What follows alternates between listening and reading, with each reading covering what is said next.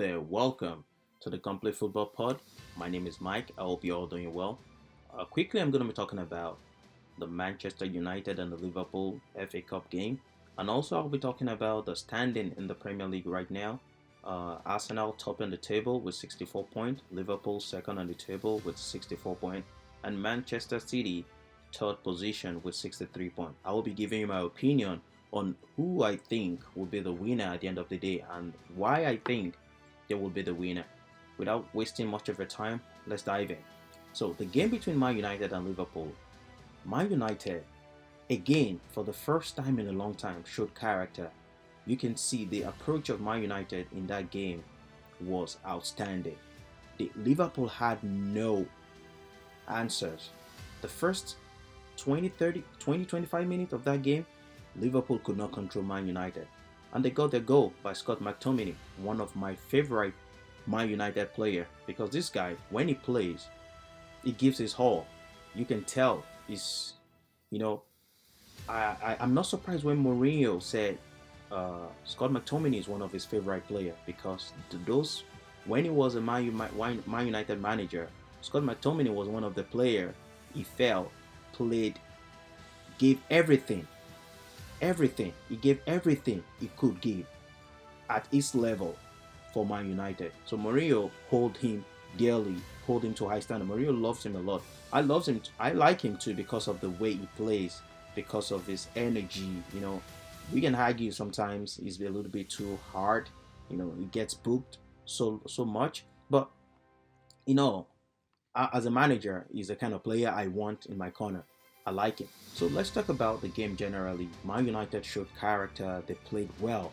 The same way they played against Man City. When I started watching that game, at the point I was thinking, this is another repetition of of the way they played against Man City. But this time around, it was a little bit different. Against Man City, at the point, they backed down. They never continued the intensity how they were pressing Man City. But against Liverpool, they continued doing it, and it paid out for them at the end of the day. So they explore. I think they scored that goal by Scott McTominay, and Liverpool got back into the game. Liverpool found their way back into the game, and Liverpool took over for a while. They got the first goal. Liverpool got the second goal. So I was like, okay, this is another Man United performance that at the first half they play well. Suddenly they take the foot off the gas and they let the other team get into the game. But I think for the first time I'm gonna give kudos to Ten Hag. Ten Hag did something in that game that I've not seen him do a long time ago. Ten Hag was very brave in that game. He tried to, first of all, they found out that Liverpool defense, the right side of the defense between Joe Gomez and Kwanzaa, I think both of them, they were really, really shaky. And you could see Man United exploiting that space. They were really, all the balls was going through that space. And Rashford, I love this guy because of the way he shoots and because of his pace. But Rashford missed a lot of goals, even though some of them were offside. But what if it wasn't an offside goal? What if it wasn't an offside? He would have missed such chances. And when you're playing a team like Liverpool, you have to bury all your chances. If not, they're going to punish you. So, but he lost a lot of chances, but overall, he played well. So, Kobe Mano, what a class. One word for this guy, class. This guy is the future of Man United. The team has to be built around him. They have to buy more, players, more talented players, and integrate them into Man United, because this guy is world class. At 19 or 20, this guy is already, doing exploit in Man United. He's been the one covering up for Casemiro's blunders, because let's be clear, Casemiro has played his best time with Real Madrid. He doesn't have the legs to play in the Premier League, especially in a league playing for Man United where they don't have a good midfielder to complement his effort. Casemiro right now needs, if he's going to be playing well in the Premier League, he has to play around, young players that could run around for him. He doesn't have that legs anymore. So it's kind of, as good as he is, it's unfortunate that he came to the Premier League at the wrong time, I would say. And I would say he came to the wrong club at the wrong time, because if he was in another club, let's say maybe Man City, maybe they could have. If he was the kind of player Guardiola likes, maybe they could have compensated for his not being able to run around. But back to Kobe Mano. Kudos to that guy. That guy is world class, and I've said that team has to be built around that guy going forward. With the new phase Man United is going into, that guy has to be an integral part of that team. So they played well also. Then it got to extra time, and Man United brought in Anthony. I'm gonna say something about Anthony. I think Man United, I'm not saying, I think Anthony is being overrated, and the money Man United paid for him is too much in my opinion. But if Anthony has replicated the same performance he had for Ajax, I think some Man United fans, majority of Man United fans, would not be mad or angry at Anthony. But he has not performed to expectation. In fact, he has performed way below expectations. The clubs are not happy. The fans are not happy. The club is not happy. Even I think Ten Hag is not happy, because this is not the Anthony we all knew that played for Ajax. But one thing I would say, I think Man United should give this guy that freedom. The first week Anthony came to Man United, Anthony is the kind of guy that likes to play with freedom. His style of play, he showboats a lot. It's like Neymar. He's like Neymar. He plays around with the ball a lot. If you sign Neymar into a team and you tell him you can't do all those things, you've taken out what makes him Neymar.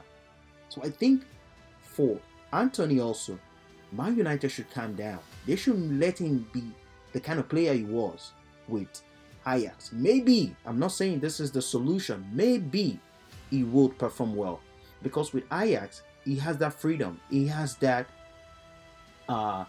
freedom to play anyhow he wants to play, but in a purposeful way. That confidence was there. But when he came to Man United, immediately, I think 2 weeks or after he came, he was doing this style on the field where he uses back leg to turn the ball around. Paul Scholes, during an interview or during a punditry, Paul Scholes crucified him. And when a legend like Scholes talking about a player in a negative way, it could affect him. It could affect his confidence. So the Anthony we all knew in Ajax is different from the one we're seeing in Man United. Maybe Man United has taken what makes him Anthony away, because now he's playing for a bigger team.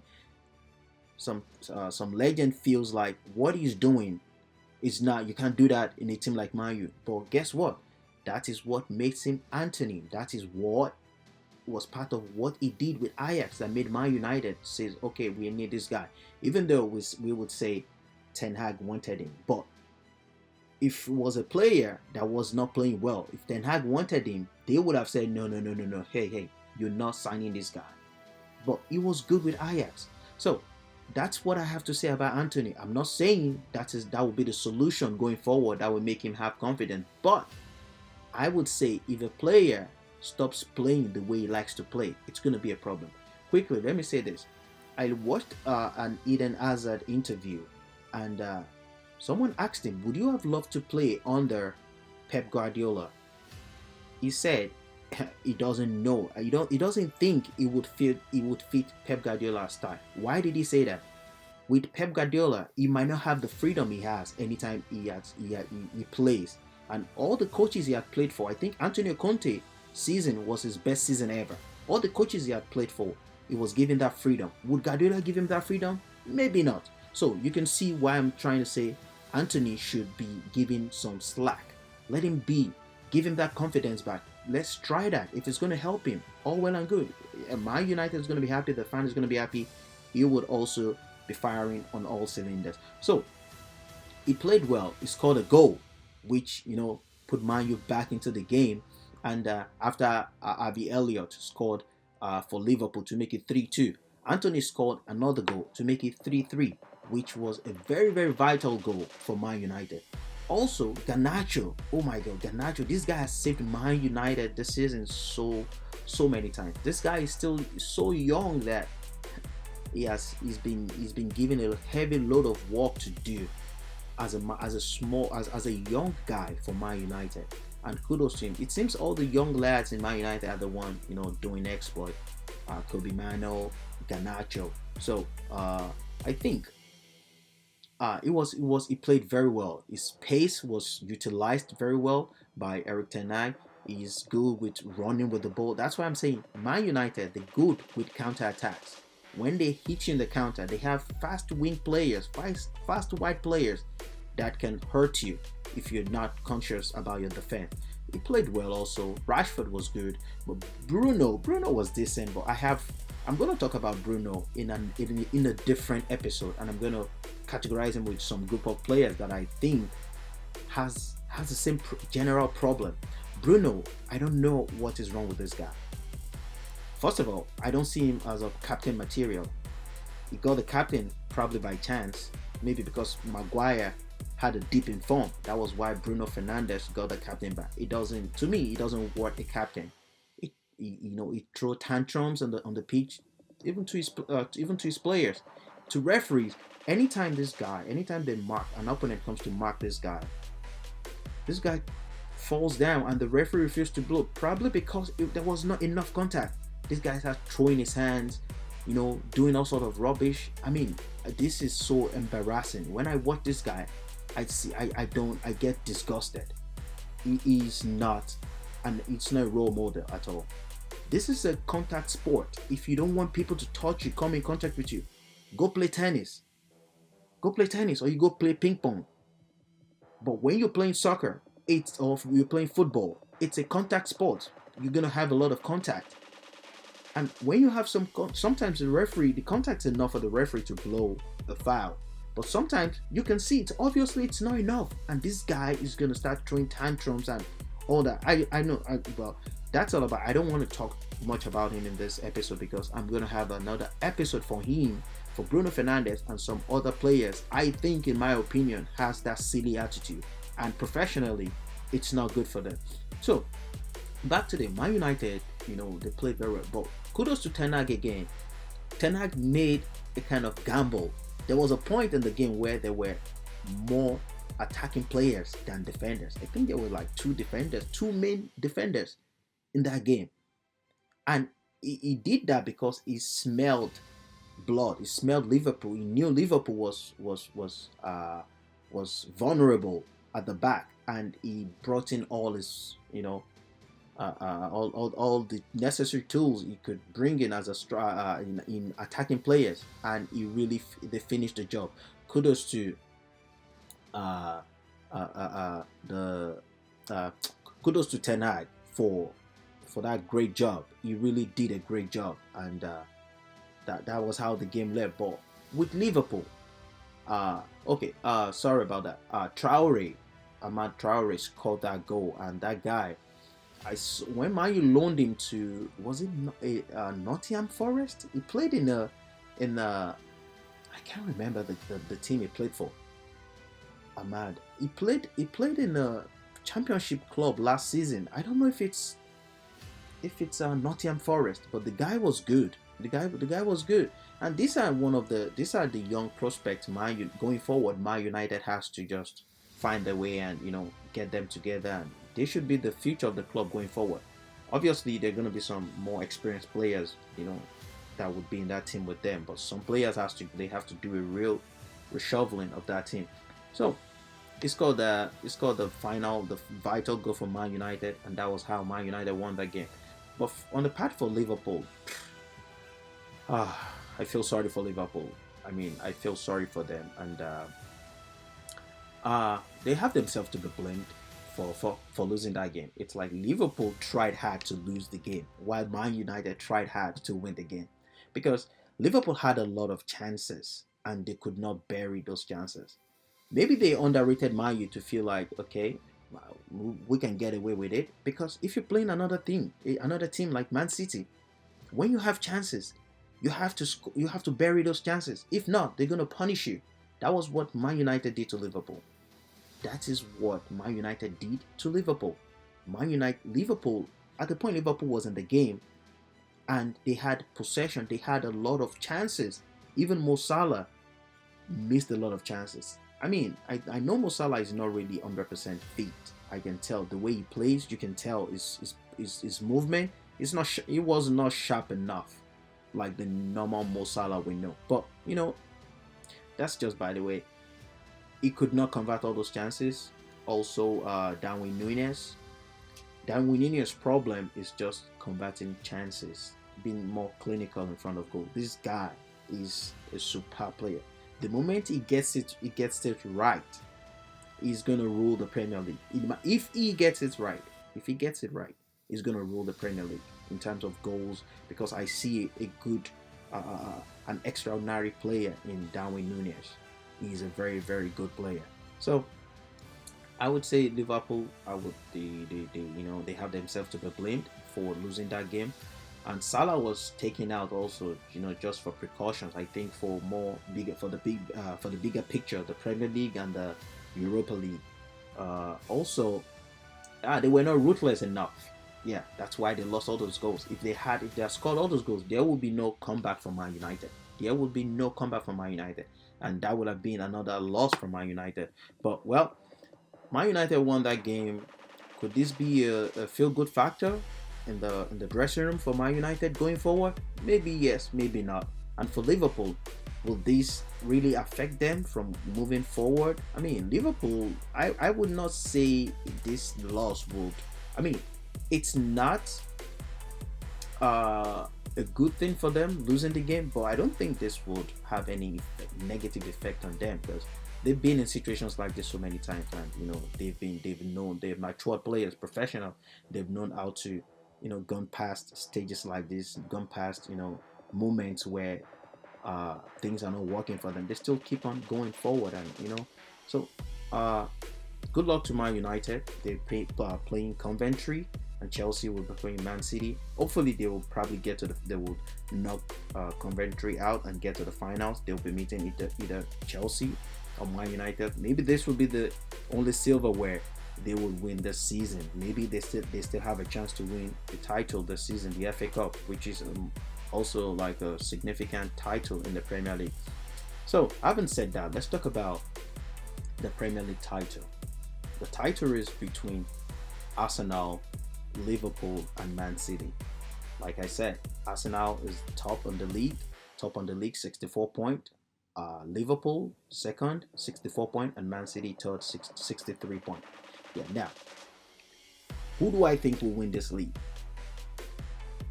With everything right now, Arsenal with the stats has been in favor of Arsenal. The highest goals, I would say the best defense, in Saliba and Gabriel Magalhaes. But the thing now is, my heart tells me Arsenal, but my guts tells me Man City. I wouldn't be surprised if Arsenal wins this title, because in my previous episode I've said something about Arsenal, like they're getting closer. With the way Arteta is going. They're getting closer every season. They continue. They're getting closer. They continue to get better. They continue to be more, competitive. So if Arsenal wins this league, I would not be surprised. I would not. But the reason I said Man City is because I think we've seen Man City in situations like this before, where they could win a lot of games in a stretch. They have a very, very experienced coach in Pep Guardiola, and he has a lot of talents playing with Man City. So Man City, we've seen them absorb a lot of pressure. That team is used to being under pressure a lot. I can't say the same thing about Arsenal because I've not really seen them in that state in a long time. During the Arsene Wenger era, where Arsenal, we can't really see if they can absorb a lot of pressure. Look at last season when they were also getting closer to the end of the season when they were top of the table. The song, people started, the noise about, oh, Arsenal might win the league, Arsenal might win the league. I think it got to them, and they lost some games they shouldn't have lost. I think Southampton and West Ham. Those are the two. I think they lost 3 games in a row. Those are the games that blew them away out of the title race. So how can Arsenal, uh, react to the noise of pressure? How can they? If they can, good for them. And mind you, if Arsenal has to win the league, they would have to win all the games left, because I think we have 10 games left. They will have to win all the 10 games left, and their next game is against Manchester City, I think, away. So if they can win that game, wow, 10 games in the Premier League is still a lot of games. Let's be sincere, it's still a lot of games. Anything can happen. Anything can happen. But if Arsenal can beat Man City, maybe that would be like, you know what? There's no one we cannot beat, because the small teams, with all due respect to the small teams this season, Arsenal's found a way to, to keep them at bay. They've not been a problem for Arsenal no more. So far this season, the small teams, Arsenal has been trashing them. So now the big teams are what Arsenal is trying to be like. You know what? If we don't make the small teams the problem anymore, maybe we can win this league. And the last season they were close. This season they're close. They're topping the table.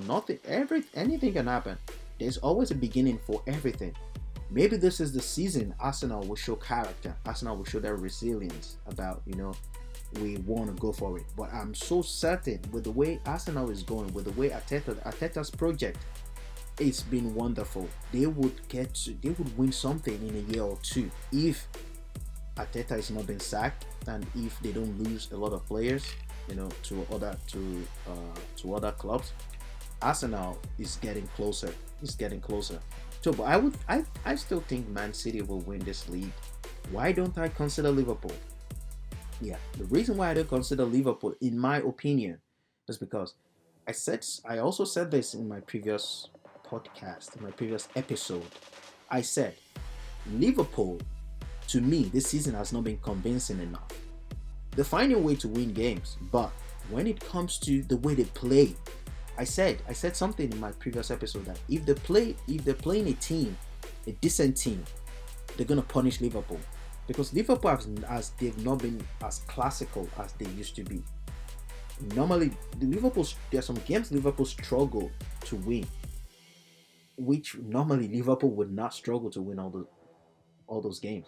So I'm a little bit kind of I just have that vibe that Liverpool is not what it is. I stand corrected. They might win the league, and if they win it, good luck to them. But I just feel, and they have a lot of injury players.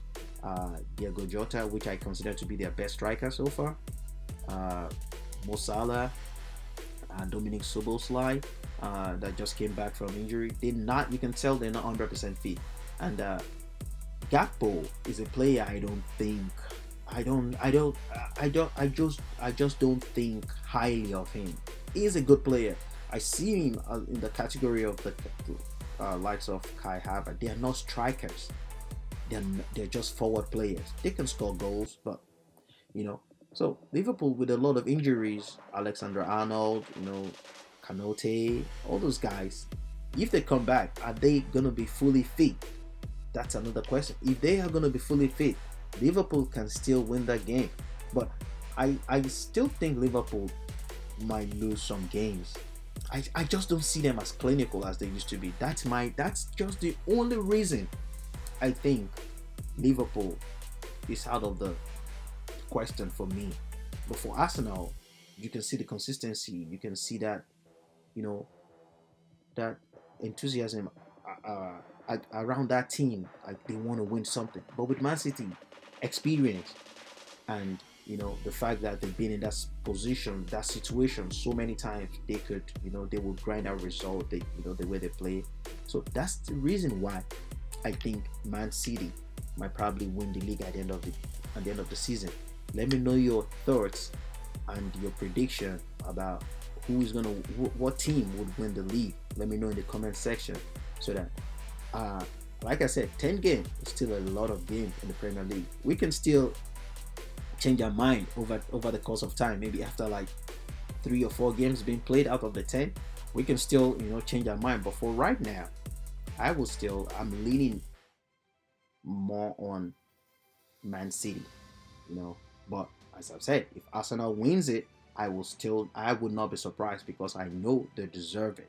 They've been knocking at the door for the past since Arteta came in.